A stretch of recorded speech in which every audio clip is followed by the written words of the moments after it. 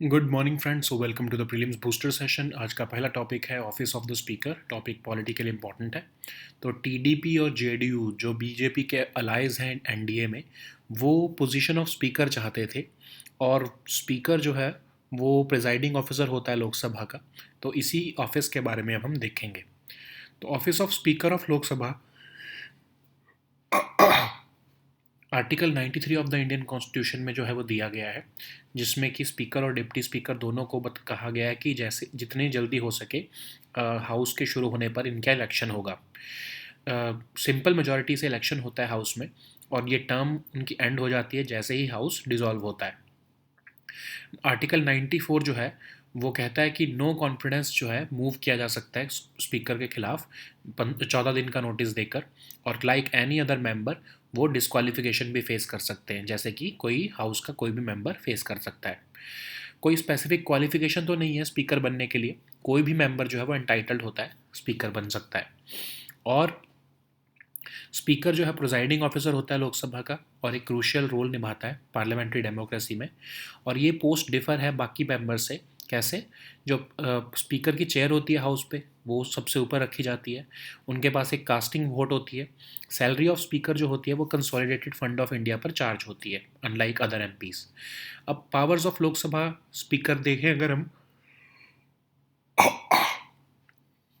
तो conduct of business जो है वो स्पीकर ही डिसाइड करते हैं। प्रायर परमिशन चाहिए होती है स्पीकर की, अगर कोई क्वेश्चन पूछना हो या डिस्कशन करनी हो मैटर पर। स्पीकर के पास वास्ट पावर्स हैं विद रिस्पेक्ट टू रूल्स और procedure with of functioning of the house. Speaker के पास पावर है किसी भी रिमार्क्स को एक्सपंज करने की। स्पीकर डिसरिगार्ड कर सकते हैं कोई भी रिक्वेस्ट डिवीजन के लिए या बिल पुश करने के लिए वॉइस वोट से। सबसे इम्पॉर्टेंट रोल जब जो है स्पीकर का तब आ जाता है जब नो कॉन्फिडेंस मोशन आता है against the government. According to article 100 of constitution, chairman of Rajya Sabha या फिर स्पीकर ऑफ लोकसभा सबसे पहले इंस्टेंस में तो वोट नहीं करते हैं, बट अगर टाई हो जाता है तो वो कास्टिंग वोट जो है वो डालते हैं। ठीक है। मोस्टली ये देखा गया कन्वेंशनली स्पीकर जो है वो फेवर ऑफ गवर्नमेंट में ही वोट डालते हैं। अगर हम डिस्क्वालिफिकेशन देखें तो 10th शेड्यूल की जो रिलेटेड डिस्क्वालिफिकेशन है एंटी डिफेक्शन लॉ की, उसमें स्पीकर ऑफ द हाउस के पास पावर होती है डिस्क्वालीफाई करने की लेजिस्लेटर्स जो कि डिफेक्ट करते हैं किसी भी पार्टी से। कि होतो होलोहन केस में जो है वो कहा गया सुप्रीम कोर्ट द्वारा कि स्पीकर की जो ये पावर है, ये जुडिशियल रिव्यू में तब आएगी जब फाइनल जो है ऑर्डर स्पीकर ले लेता है, या फाइनल डिसीजन जो है वो स्पीकर सुना देता है। तो 2020 में सुप्रीम कोर्ट ने कहा कि स्पीकर जो है असेंबली के या लोकसभा के, उनको डिस्क्वालिफिकेशन 3 महीने के अंदर जो है वो डिसाइड करनी होगी, एक्सेप्ट इन एक्स्ट्रा ऑर्डिनरी सर्कमस्टांसिस। तो सिग्निफिकेंस क्या है पोस्ट ऑफ स्पीकर की ऑपोजिशन और एनडीए अलाइज के लिए? ऑपोजिशन के लिए इंपॉर्टेंस ये है कि स्पीकर की न्यूट्रलिटी और इम्पार्शलिटी एक एसेंशियल चेक एंड बैलेंस है गवर्नमेंट के अगेंस्ट। और स्पीकर जो है वो फाइनल इंटरप्रेटर होता है प्रोविजंस ऑफ द कॉन्स्टिट्यूशन का। वही डिसाइड करता है डिस्क्वालिफिकेशन ऑफ मेंबर की, और फाइनल अथॉरिटी होता है मैटर्स ऑफ डिफेक्शन पर। पावर ऑफ स्पीकर जो है 10th शेड्यूल ऑफ कॉन्स्टिट्यूशन में सबसे ज़्यादा सिग्निफिकेंट है। डिफेक्शंस जो है, क्योंकि वो हाउस को नंबर को अल्टर कर सकते हैं, और अगर ज़रूरत पड़े तो सरकार गिराने में भी इम्पॉर्टेंट होते हैं। नेक्स्ट हम टॉपिक देखते हैं प्रधानमंत्री आवास योजना अर्बन। ये टॉपिक गवर्नेंस के लिए इंपॉर्टेंट है। तो मेडन कैबिनेट मीटिंग में प्राइम मिनिस्टर मोदी ने गवर्नमेंट असिस्टेंस अप्रूव कर दी है कंस्ट्रक्शन ऑफ 3 करोड़ रूरल और अर्बन हाउसेस की प्रधानमंत्री आवास योजना जो है उसके अंदर, जिसमें 2 करोड़ तो जो है ग्रामीण योजना के अंदर बनाए जाएंगे और 1 करोड़ जो है घर अर्बन योजना के अंदर बनाए जाएंगे। तो शॉर्टेज लगभग 2 करोड़ हाउसेस की है रूरल एरियाज़ में, 3 मिलियन की जो है वो अर्बन सेंटर्स में। ठीक है। तो प्रधानमंत्री आवास योजना है क्या? एक फ्लैगशिप स्कीम है गवर्नमेंट ऑफ इंडिया की,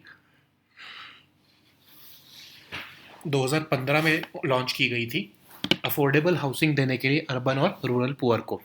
मिशन का ऑब्जेक्टिव ये था कि हाउसिंग फॉर ऑल दी जाए 2022 तक, जब हम 75th ईयर ऑफ इंडिपेंडेंस मना रहे थे। लेकिन ऐसा नहीं हो पाया है ऑफ कोर्स, और इसी की वजह से जो है इस मिशन का जो ऑब्जेक्टिव है उसको टालकर 2024 का जो है वो तक एंड तक कर दिया गया है। अब ऑफ कोर्स इसको एक और एक्सटेंशन मिलेगी, क्योंकि 2 करोड़ और ये 1 करोड़ घर और बनाने हैं। तो जो अर्बन मिशन है इसमें जो हाउसिंग शॉर्टेजेस है, economically weaker section, low income groups, middle income groups, इनके लिए घर बनाने हैं। जो ग्रामीण है उसमें अफोर्डेबल हाउसिंग देनी है रूरल पुअर को, ठीक है। बेसिक अमेनिटीज़ वाले घर रूरल एरियाज़ में बनाने हैं। बजट एलोकेशन ऑफ कोर्स दोनों कंपोनेंट जो हैं उसमें 80,000 करोड़ के आसपास का बजट जो है वो अब कंबाइंड रिसीव कर चुकी हैं गवर्नमेंट्स। इंटरिम बजट से जो है फरवरी 2024 में उसका प्रोविज़न दिया गया था, ठीक है। तो प्रधानमंत्री आवास योजना ग्रामीण, अगर इसके बारे में हम देखें तो main M of the scheme है कि पक्का हाउसेस देने हैं बेसिक अमेनिटीज़ के साथ।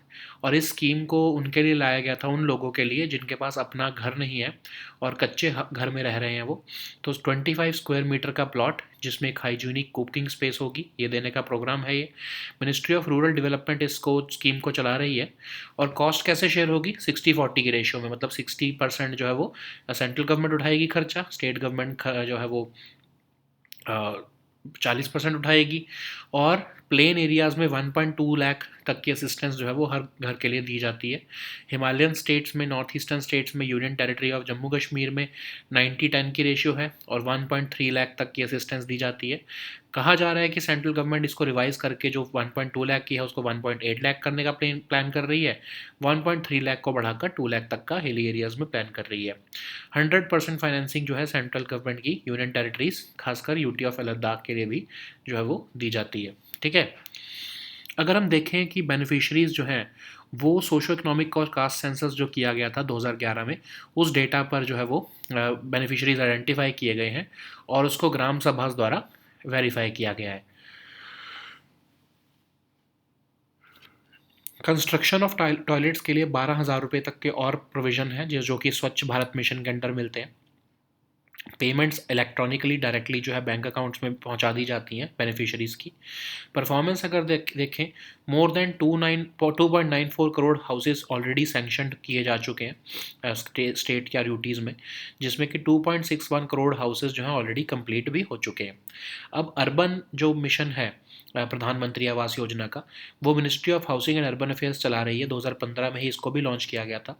इसमें ऑल वेदर पक्का हाउसेस जो है एलिजिबल बेनिफिशरीज़ को अर्बन एरियाज़ में देने का प्रोविज़न है और ये entire urban area of the country को कवर करता है।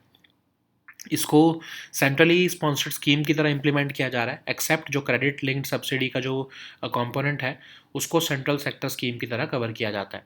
गवर्नमेंट ऑफ इंडिया इसमें फाइनेंशियल असिस्टेंस देती है, स्टेट गवर्नमेंट्स या यूटी गवर्नमेंट जो है वो स्कीम को इम्प्लीमेंट करती है इंक्लूडिंग सिलेक्शन ऑफ बेनिफिशरीज़, ठीक है। अब हम देखते हैं अफोर्डेबल, इसके अंदर इनिशिएटिव्स कुछ देख लेते हैं, जैसे कि अफोर्डेबल रेंटिंग हाउसिंग कॉम्प्लेक्स।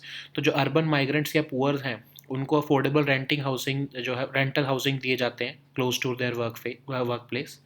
फिर ग्लोबल हाउसिंग टेक्नोलॉजी चैलेंज, जिसके अंदर की main stream innovative construction technologies जो है अक्रॉस द ग्लोब से लाकर आइडेंटिफाई की जाती हैं और मेन स्ट्रीम किया जाता है। और अगला है आपका CLSS आवास पोर्टल, जो कि एप्लीकेशंस को प्रोसेसिंग करने का काम करती है। सब्सिडी जो है स्टेट का स्टेटस बेनिफिशरीज देख सकते हैं इसमें से। एक है आपका अंगीकार, जो कि सोशल चेंज मैनेजमेंट के लिए कैंपेन चलाता है, ठीक है। अब टाइमलाइन जो है वो अभी तो दिसंबर 2024 के एंड तक की गई है, लेकिन अभी और घर बनने हैं तो ऑफ कोर्स पॉसिबिलिटी है कि इसको एक बार और एक्सटेंशन मिलेगा, ठीक है।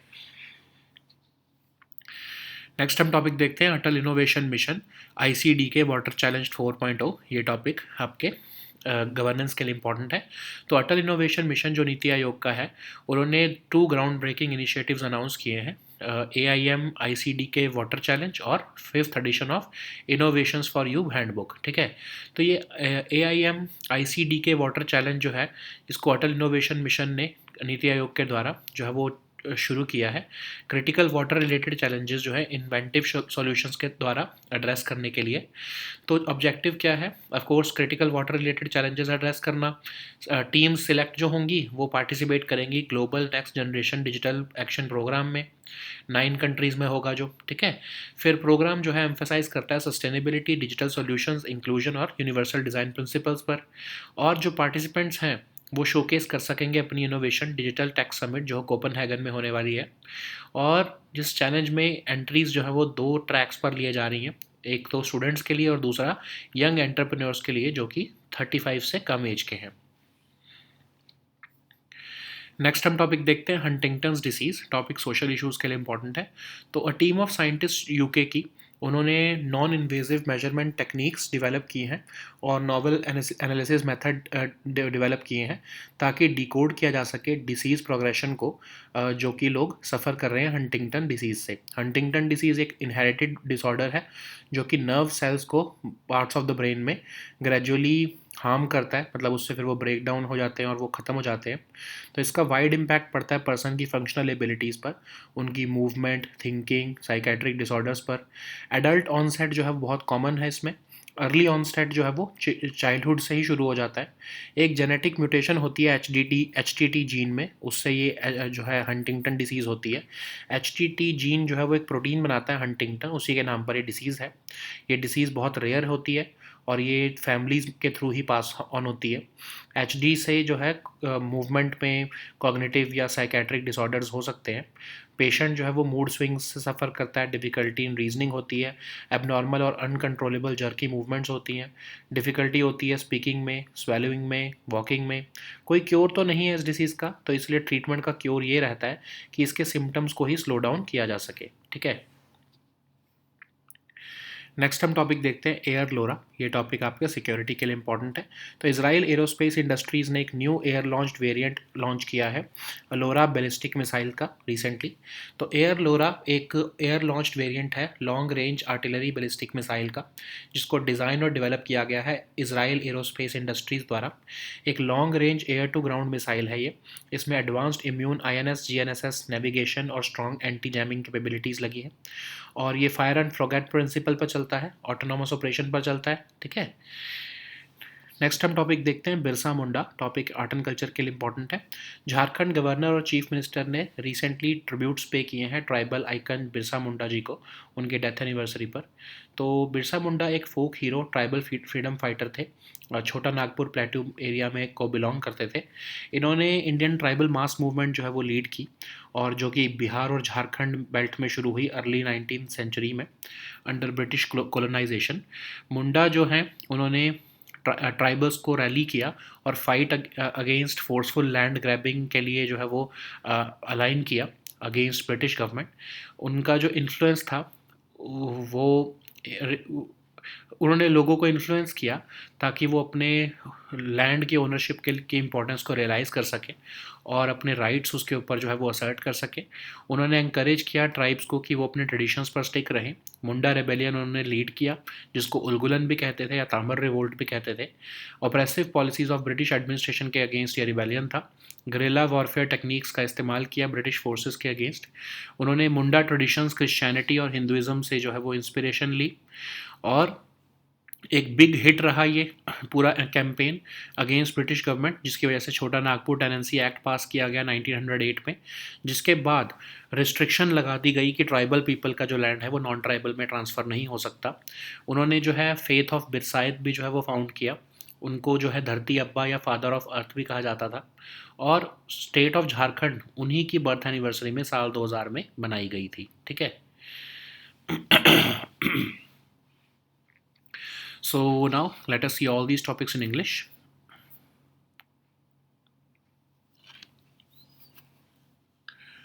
So the first topic is Office of the Speaker. This topic is important for your polity section. So TDP and JDU, who are the two allies of NDA or BJP, they are vying for the opposition of Speaker of the Lok Sabha. The Speaker is chosen as the presiding officer of Lok Sabha, and Article 93 of Indian Constitution provides for the offices of the Speaker and Deputy Speaker, and he or she is selected by a simple majority in the House, and the term ends with the dissolution of the House. Okay, as per Article 94 of Constitution, a motion of no confidence can be moved against the Speaker with notice of 14 days. Also, like any other member of the House, he or she can face disqualification. There are no specific qualifications for becoming Speaker, which means that any member is entitled to be considered. Okay, so how this post is different from other members in the House? Of course, the placement of Speaker's chair in the House is important. He or she has a casting vote. The salary of speaker is drawn from the consolidated fund of India. So what are the powers of speaker of Lok Sabha? So the conduct of government business is decided by the speaker in consultation with the leader of the house. Prior permission of speaker is required for members to ask a question or to discuss any matter. Speaker also has vast powers with respect to ensuring the rules and procedures for the functioning of the house. And speaker also has the power to expunge remarks that he or she may consider unparliamentary. Speaker can also disregard a request for division and push a bill through by voice vote. So the speaker's impartiality impacts the opposition, especially when the no confidence motion is moved against the government. As per Article 100 of the Constitution, Chairman of Rajya Sabha and Speaker of Lok Sabha shall not vote in the first instance, but shall exercise a casting vote in case of any equality of votes. Conventionally, the Speaker has been voting in favor of government because he or she is from among the members of the ruling party or ruling coalition. So, 10th schedule of anti-defection law gives Speaker of the House the power to disqualify legislators who defect from a party. In Kihoto Holohan case, the Supreme Court upheld the power vested in the Speaker and said that only after the final order of the Speaker has been made, it will be subject to judicial review. In 2020, Supreme Court had ruled that speakers of Assembly and Lok Sabha must decide disqualification pleas within 3 months, except in extraordinary circumstances. So, what is the significance of the post of Speaker for opposition and ND allies? So, for the opposition to have a voice in the House, Speaker's neutrality and impartiality will be an essential check and balance against the government. So, as the Speaker is the final interpreter of the provisions of the Constitution, he or she also decides on the disqualification of a member, and it is the final authority on matters of defection. So, for the defections cases, the role of Speaker becomes more significant. Okay. So the next topic is Pradhan Mantri Awas Yojana Urban. This topic is important for your governance section. So chairing the maiden cabinet meeting of his third term, Prime Minister Modi has approved government assistance for the construction of 3 crore rural and urban houses under the Pradhan Mantri Awas Yojana Urban and rural. So 2 crore will be constructed under Grameen Yojana and 1 crore will be constructed under the Urban Yojana. So according to government's estimates, there is a shortage of around 20 million houses in rural areas and 3 million in urban centers.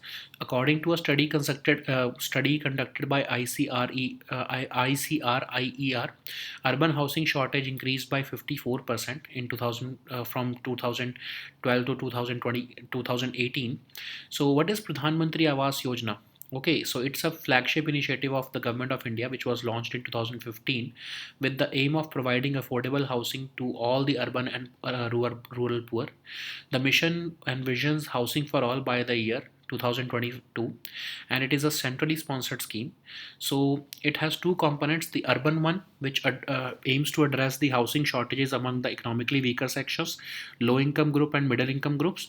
Then there is the Grameen component, which aims to provide affordable housing to the poor, rural poor, and it aims to construct durable houses with basic amenities for households in the rural areas. Both components of the Pradhan Mantri Awas Yojana combined received 80,000 crore plus in the interim budget released in February 2024. So, as per the Grameen scheme, the aim is to provide Pakka house with some of the basic amenities. The scheme is meant for people who do not own a house and people who live in Kacha houses which have been severely damaged. So, the aim of the minimum size of the house is 25 square meter with a hygienic cooking space. Also, Ministry of Rural Development is implementing this scheme. The cost of the unit is shared in 40 to 60-40 ratio between the central government and state governments. And in plain areas, the assistance is 1.2 lakh, and in hilly areas, the assistance is 1.3 lakhs with 90-10 ratio share between central government and the Himalayan states, northeastern states, and UT of Jammu and Kashmir. But it is being reported that central government has decided to increase the cost of construction for plain areas to 1.8 lakh and for hilly areas to 2 lakh, and 100% financing is given for from the central government to union territories including the UT of Ladakh. So beneficiaries are identified using the parameters from socioeconomic and caste census data and verified by Gram Sabhas. Assistance for construction of toilets are also given up to 12,000 rupees under Swachh Bharat Mission Grameen. Payments are made electronically directly to the bank accounts. More than 2.94 crore houses have already been sanctioned to the eligible beneficiaries by the states and UTs, and 2.61 crore houses have already been completed. If we look at the urban section, then Ministry of Housing and Urban Affairs is implementing the scheme to provide all-weather pakka houses to all eligible beneficiaries in the urban areas. The scheme covers the entire urban area of the country, and it is being implemented as a centrally sponsored scheme, except for the component of credit-linked subsidy, which is being implemented as a central sector scheme. The government of India provides financial assistance, but the states governments or the UT governments implement the scheme, including the selection of beneficiaries. So there are some initiatives under the urban scheme, that is the affordable rental housing complexes, which provide ease of living to urban migrants or poor by giving access to dignified affordable rental housing close to their workplace. Then there is global housing technology challenge, which aims to identify and mainstream innovative construction technologies from across the globe. Then there is CLSS Avas portal, which facilitates processing of applications along with tracking of subsidy status by beneficiaries. There is one Angikar, which is a campaign for social change management. Okay, the extension of timeline has been done until 31st December 2024 for the completion of already sanctioned houses, and of course it is expected that this will also be extended. So the next topic is AIM ICDK Water Challenge 4.0. This topic is important for your governance section. So Atal Innovation Mission has announced the launch of two groundbreaking initiatives aimed at fostering innovation and sustainability in India: the AIM ICDK Water Challenge 4.0 and the fifth edition of Innovations for You Handbook. So AIM ICDK Water Challenge is an initiative launched by the Atal Innovation Mission under Niti Aayog to address critical water related challenges through inventive solutions. The challenge is a collaborative effort with the Innovation Center Denmark at the Royal Danish Embassy in India. So the objectives include addressing the water challenges or the critical water related challenges. Then there will be global participation also, in which the selected teams from India will participate in the global next generation digital action program in 9 countries. Then the program also emphasizes sustainability, digital solutions, inclusion, and universal design principles. These participants will be able to showcase their innovations at the Digital Tech Summit in Copenhagen. The challenge also invites entries from two tracks, that is, one for students and the other for young entrepreneurs under the age of 35. So the next topic is Huntington's disease. This topic is important for your social issues. So a team of scientists in the UK have recently developed a non-invasive measurement technique and novel analysis method to decode disease progression in people with Huntington's disease. So Huntington disease is an inherited disorder that causes nerve cells in parts of the brain to gradually break down and die. So it has a wide impact on a person's functional abilities and usually results in movement, thinking, and psychiatric disorders. So the adult onset is the most common, and early onset affects a small number of people and begins in childhood or in the teens. A genetic mutation in the HTT gene causes Huntington disease, and this HTT gene makes a protein called Huntington, which helps the nerve cells to function properly. So this disease is passed down through families, but it is a rare disease. It causes movement, cognitive, and psychiatric disorders. The patient suffers mood swings. He or she has difficulty in reasoning. He shows abnormal and uncontrollable jerky movements and experiences difficulty in speaking, swallowing, and walking. There is no cure for this disease, and the goal of treatment is to slow down the symptoms only. Okay. So the next topic is Air LoRa. This topic is important for your security section. So Israel Aerospace Industries has unveiled a new air-launched variant of the LoRa ballistic missile recently, which is an air-launched variant of the long-range artillery ballistic missile. It is designed and developed by Israel Aerospace Industries. It is a long-range air-to-ground missile developed for strike missions against high-value and well-protected targets. So it features high survivability with advanced immune INS GNSS navigation and strong anti-jamming capabilities.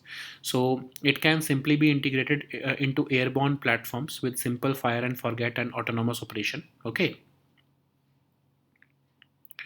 So the next topic is Birsa Munda. This topic is important for your art and culture section. So Jharkhand governor and chief minister have recently paid tributes to the tribal icon Birsa Munda on his death anniversary. He was a folk hero and a tribal freedom fighter who belonged to the Munda tribe in the Chota Nagpur Plateau area. He spearheaded the Indian tribal mass movement which arose in Bihar and Jharkhand belts in the early 19th century under British colonization. He rallied the tribals to fight against the forceful land grabbing carried out by the British government. He influenced his people to realize the importance of owning their land and asserting their rights over it. He encouraged the tribes to stick to their traditions. He led the Munda rebellion, which is also called the Ulgulan or the Tamar revolt in the late 19th century. This revolt was a response to the oppressive policies of British administration. He even led a series of guerrilla warfare campaigns against the British forces. Okay. He often took inspiration from Munda traditions, Christianity, and Hinduism to guide his followers in rituals and prayers. His struggle against exploitation and discrimination against tribals led to a big hit against the British government in the form of Chota Nagpur Tenancy Act, which was passed in 1908.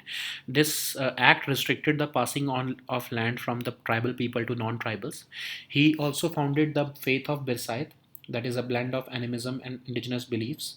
He became their leader and he was given the nickname Dharti Abba or the father of earth. In recognition of his impact on the national movement, the state of Jharkhand was created on his birth anniversary in 2000. In 2021, the central government decided that November 15th, which is the birth anniversary of Bursa Munda, would be celebrated each year as Janjatiya Gaurav Divas. Okay. So these were our topics for today. We'll meet next time with new topics. Until then, goodbye and take care.